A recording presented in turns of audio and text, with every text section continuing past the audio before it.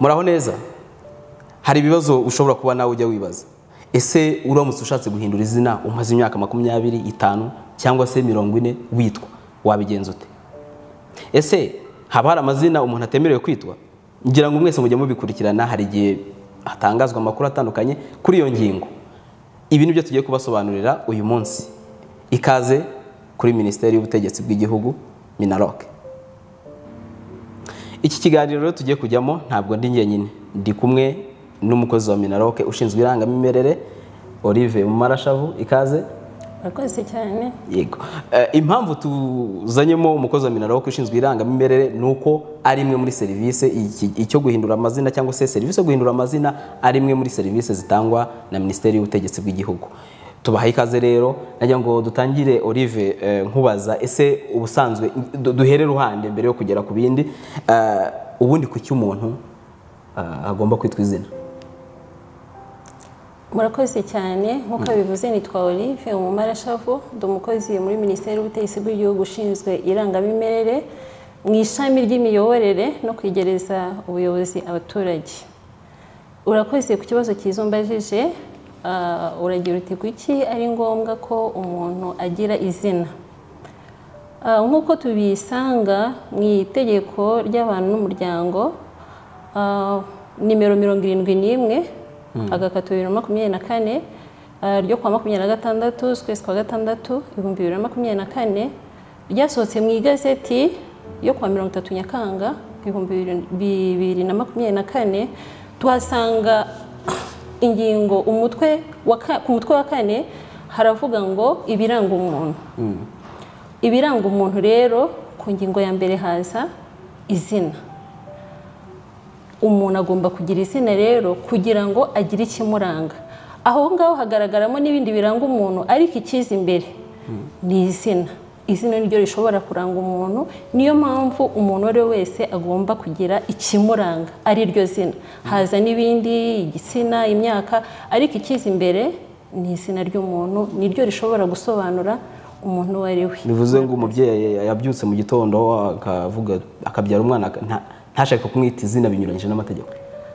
Aho ngaho yabanyuranyije n'itegeko, kuko tubwirwa ko kugira ngo umuntu mutandukanye n'undi ikimuranga cya mbere ni izina. Ego, hanyuma umwana aravutse yiswe izina, iryo zina rimenyekanishwa he cyangwa se ryandikishwa he? Okay, murakoze nanone kuri icyo kibazo. Ni ukuvuga ngo umwana uvutse, hari abana bavukira kwa muganga. Tugiye kureba inzira umwana ashobora kwandikishwamo. Hari abana bavukira kwa muganga. Iyo umubyeyi abyariye umwana kwa muganga, ni itegeko ko agomba kuva kwa muganga uwo mwana yandikishijwe mu irangamimerere kwa muganga. Tukaba tugira n'abandi babyeyi nabo babyarira mu rugo, utabashije kubyarira kwa muganga. Uwo mubyeyi utabashije kubyarira kwa muganga rero, umwana we agomba kwandikishwa mu kagari atuyemo kandi mu gihe kitarenze iminsi 30. Murakoze. Hanyuma si iminsi 30 yirenze, umuntu ashobora kugira impamvu zitandukanye zishobora gutuma iyo minsi igera atarajya ku kagari, bigenda bituma umwana ubwo muramureka? Oya, ntabwo umwana bamureka. Ahangaha mbonereho kubwira n'abacikanwe, hari abagifite ibitekerezo byo kuvuga ngo narengeje igihe cyo kwandikisha umwana, ahari wenda se bazanca ya mande batangaga, niko abantu babyita. Oya, ibyo ntabwo bikiriho. Iyo warengeje iyo minsi ujya ku mwanditsi w'irangamimerere ku murenge, ukagenda witwaje igipande wakingirijeho umwana, hakagenda ubwo ababyeyi, papa w'umwana na mama w'umwana, ariko hakagenda n'abatangabuhamya babiri kugira ngo iyandikishwa ry'umwana rigende neza kandi ryujuje ibisabwa. Ubwo batangabuhamya no kujya bemeze ko umwana abana bemeze ko umwana yavukiye muri community, atavukiye kwa muganga, mbese akaba yunganira ababyeyi kugira ngo umwanditsi w'irangamimerere koko amwandike adashidikanya, kuko iyo ikintu gifite abahamya kiba cyuzuye, niko ntekereza. Reka ngusubize inyuma gatoya. Ngiye kwandikisha umwana wanjye ku kagari cyangwa se turi kwa muganga niho umwana yavukiye. Yego. Mbashyiriye izina. Si izina ryose nshatse nemerewe kuryita umwana wanjye? nishimiye izina ry'umuntu runaka cyangwa se ry'ikintu runaka njye ndabyishimiye, nemerewe kwita umwana wanjye izina ryose nshaka? Icyo kibazo nacyo ni cyiza kuko abantu benshi bajya bakunda kukigira cyane, abantu bagiye kwandikisha abana ugasanga wenda nimba atarateguye, kuko abantu bagirwa inama mu gihe atwite kugira ngo atazatungurwa kuba yategura amazina azita umwana, akayaganiraho umubyeyi w'umumama, akayaganiraho na papa we, bagateganya amazina y'umwana, cyane ko hari igihe baba batizeye neza niba igitsina bazabyara. Icyo gihe bateganya amazina abiri, ayo mazina abiri igihe umubyeyi yabyaye bakandikisha, nimba ari umuhungu bakandikisha iry'umuhungu, nimba ari iry'umukobwa bakandikisha iry'umukobwa. Ariko nanone abantu bagirwa inama yo kutita abana aya mazina akurikira nk'uko itegeko ribivuga nyine muri ya gazeti twari tubonye hejuru. Abantu bagirwa inama yo kutita abana amazina y'ababyeyi babo yose.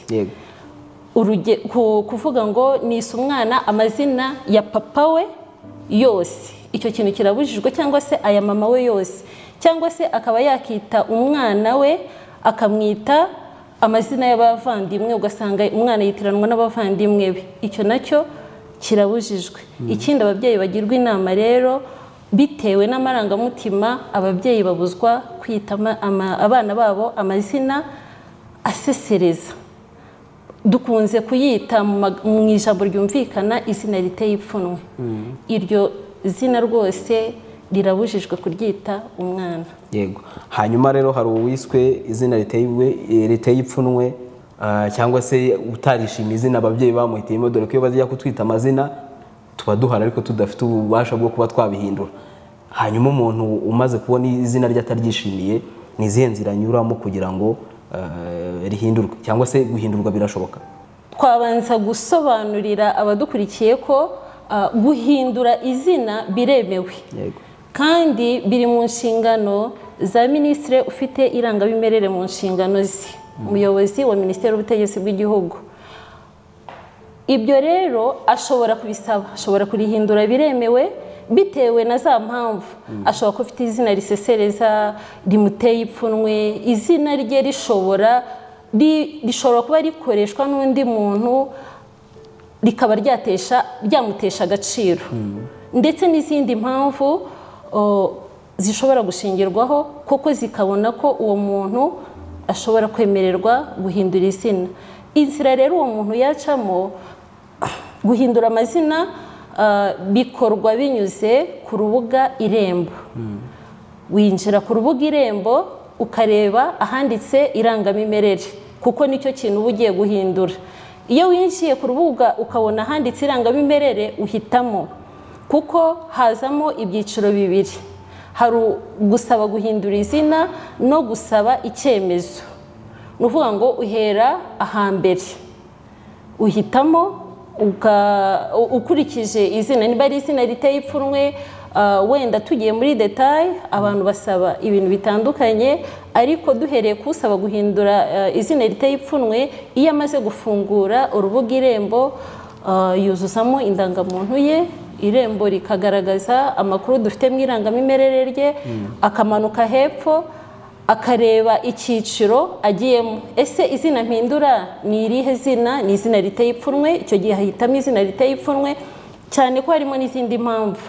Izina iyo umaze kurihitamo, ubwo utondeka amazina yawe uko uri kuyasaba, ukandika amazina uko agomba kuzasohoka ku cyangombwa cyawe. Iyo umaze kuzuza ibisabwa urohereza. Iyo umaze kohereza rero, ubusabe bwawe buraza bugasuzumwa, babona koko ubusabe bwawe bwemewe, bumaze kwigwaho neza, icyo gihe urasubizwa igisubizo cya mbere, ugahabwa igisubizo kivuga ngo cy'ingingo z'ingenzi, niko cyitwa. Icyo gihe ugikura ku rubuga Irembo, ugasabwa kugitangaza. Ni igihe bakwemererwa, icyo ni cya gihe bemeye ko impamvu batanzaniye. Igihe ubusabe bwawe bwasuzumwe bukemerwa, uhabwa igisubizo cy'ingingo z'ingenzi. Izo ngingo z'ingenzi ubona ubutumwa kuri telefone yawe bukubwira ko ugomba kuzitangaza mu igazeti ya leta inshuro imwe, inshuro ebyiri kuri radiyo wihitiyemo, ndetse no mu kinyamakuru cyandika. Ibyo iyo umaze kubikora rero, igazeti ya leta imaze gusohoka, amatangazo uyafite ya radiyo n'ikinyamakuru, ubikoresha ukora icyiciro cya kabiri noneho cyo gusaba icyemezo cya burundu cyo guhindura amazina. Icyo gihe ufata bya byangombwa byawe ugasaba icyemezo cyo guhindura amazina, n'ubundi unyuze ku rubuga Irembo. Ubwo ugiye ku cyiciro cya kabiri bagusaba umugereka wa mbere ugashyiraho ya kopi watangaje mu igazeti ya leta. Igazeti ya leta tuboneho no kumenyesha abantu ko isohorwa na Minijust. Hari abibaza ngo ese tuyisaba he, igasohokera he? Isuhukira ku rubuga rwa Minijust, Minisiteri y'Ubutabera. Minisiteri y'Ubutabera. Ukareba ingingo zawe aho zasohotse, ukazikuraho ukazishyiraho nk'umugereka wa mbere. Hakaza n'umugereka wa kabiri usaba gushyiraho amatangazo watangaje kugira ngo koko barebe nimba bwa busabe bwawe warabikoze nk'uko wabisabwe. Ugafata ya matangazo yawe, radiyo n'ikinyamakuru biri kumwe, nabyo ukabishyiraho nk'umugereka wa kabiri. Warangiza ukohereza ubusabe bwawe. Iyo umaze kohereza ubusabe bwawe, urategereza nanone bugasuzumwa, bakareba koko nimba ibyo bagusabye warabikoze. Iyo wabikoze rero ubona indi message ikubwira ko ubusabe bwawe bwemewe, icyemezo ukajya ku rubuga ukagikuraho nk'uko message iba ibivuga. Iyo icyemezo umaze kugikuraho nacyo kugira ngo kibe cyujuje ibisabwa kinyura mu igazeti ya leta, ukongera ukakinyuza mu igazeti ya leta. Igazeti ya leta imaze gusohoka, ubwo ubusabe bwo guhindura amazina ubu bushoje, biba byemewe. Yego. Hanyuma umaze guhindurirwa amazina, igazeti yasohotse, uwitwaga kanaka yasigaye yitwa kanaka, biba birangiriye aho? Kuko umuntu ashobora kuza yarigeze kwiga, wenda yarize kaminuza, yarize segonderi, hari ibindi byangombwa biriho ya mazina ya kera. Ese hari ikindi kintu akora kugira ngo bya byangombwa yari afite bigira amazina ahuye nayo mashyashya? Ndetse hari no nirangamuntu, kwindangamuntu iba yari yanditseho ya mbere. Urakoze cyane. Ni ukuvuga ngo iyo umuntu ashoje urugendo rwo guhindura amazina, ntago bihita byikosora ku kanya mu irangamimerere. Wa wundi wasabye abigiramo uruhare kugira ngo amazina ye abashe guhinduka. Afata bya byangombwa bye nk'uko abazabasha gusoma muri iriya gazeti. Ubwo twakomeje n'ubundi ku izina, hasi hari ahantu hagaragaza ko izina ry'umuntu ni iryanditse cyangwa se ni iriboneka mu nyandiko ye y'ivuka. Ya nyandiko y'ivuka ni yindi ujya ku rubuga ugasaba, ikishyurwa 2,000 niba irimo amakuru yawe yose. Ni ukuvuga ngo iyo umuntu amaze kubona ibyangombwa byo guhindura izina, afite icyemezo cya Minaloke, afite igazeti cyasohotsemo, agana umwanditsi w'irangamimerere kugira ngo ya mazina mashyashya yandikwe mu nyandiko y'ivuka. Iyo amazina agaragara mu nyandiko y'ivuka nibwo biba bigaragara koko. Umwanditsi uri ku murenge ni agana umurenge bakandika ya mazina ye, amazina ye agahinduka ku buryo asohora inyandiko y'ivuka hagasohokaho amazina mashyashya yahindutse. Ndetse n'izindi nyandiko, ubuvuzi, amashuri, ndetse n'izindi nyandiko. Abantu bafite inyandiko nyinshi zitandukanye zigira amazina mashyashya. Iyo nyir'ubwite wahinduje amazina ari we ugize uruhare rwo guhaguruka agafata bya byangombwa bye yahindurijeho amazina akajya gukosoza za nyandiko zindi. Murakoze. Amazina ahita atangira kuyakoresha amazina atangira kuyakoresha. Iyo yanditse mu nyandiko y'ivuka nibwo indangamuntu ye ishobora gusohoka, hagasohoka inshyashya, kuko bigaragara ko amazina yamaze guhinduka. Yego. Hanyuma ari izindi kesi tujya tubona, ugasanga nk'abantu batasezeranye imbere y'amategeko, babyaye umwana, barabana ariko ntabwo basezeranye imbere y'amategeko. Umwana aravutse kandi kwandikwa mu irangamimerere n'uburenganzira.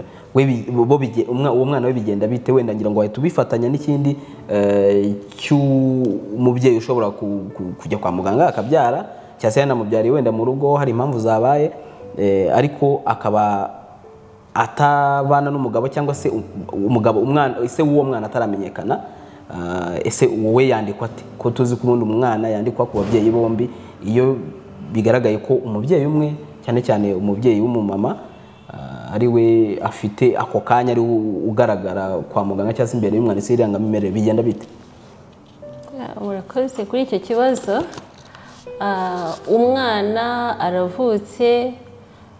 avutse wenda mama we atarasezeranye mu buryo bwemewe n'amategeko, icyo gihe ni ukuvuga ngo umwana nimba avutse bikagaragara ko umubyeyi we atasezeranye, bombi babiri kuko bahasezeranye ku babyeyi bombi babiri, umwana ntabwo agomba kuvutswa uburenganzira bwo kwandikishwa mu irangamimerere. Icyo gihe iyandikishwa ry'umwana yandikwa kuri mama we gusa, mama we amwiyandikishaho, mu gihe papa we yaba ashobora kuba ataramwemera, ashobora kuba wenda atazi n'uwo babyaranye, icyo gihe umwana ntabwo agomba kuvutswa uburenganzira bwo kwandikwa mu irangamimerere. Umwana yandikwa kuri mama we gusa, igihe papa we haba hakirimo ibindi bibazo, ashobora kuba ataremera ko ari we wamubyaye, ashobora kuba ataranasobanukirwa na papa we koko uwo babyaranye, ngo avuga turiya niwe papa w'umwana wanjye, amwiyandikishaho ku ruhande rwe wenyine nk'umubyeyi we nka mama we, ariko umwana akamenyekanishwa ko yavutse, akandikishwa mu gitabo cy'irangamimerere. Igihe umubyeyi papa we babyaranye ashobora kumenya nyuma ko yabyaye umwana, wenda adashaka no gusezerana n'uwo babyaranye, icyo gihe umwana afite uburenganzira bwo kwandika ku babyeyi be bombi mu gihe bombi babyemera, niyo baba batarasezeranye, ariko akagira ububasha bwo kugira kwandikwa ku babyeyi be bombi mu irangamimerere. Icyo gihe papa we araza akamwemera, bakamwandika mu gitabo cyo kwemera umwana. Mu gihe papa we wenda yaba ataraboneka, nawe igihe yazabonekera ashobora kuza akemera umwana. Ndumva umwana wavutse rero ababyeyi batarasezeranye, cyangwa se umubyeyi wabyaye papa w'umwana ataremera umwana, ntabwo abuzwa uburenganzira. Icyo gihe umwana agomba kwandika kuri mama we mu gihe bagitegereje ko ibindi nabyo bikemuka. Murakoze. Ngayo nguko rero ngira ngo abari bafite amatsiko ku bijyanye no guhindura amazina cyangwa se kwandikisha amazina y'umwana mu irangamimerere mwasobanukiwe. Iki ni ikiganiro mugezwaho na Minisiteri y'Ubutegetsi bw'Igihugu, kandi nakagaruka mukomeze mudukurikire ku mbuga nkoranyambaga zitandukanye dukoresha, mumenye ibikorwa ndetse na serivisi zitangwa na Minisiteri y'Ubutegetsi bw'Igihugu Minaloc. Murakoze.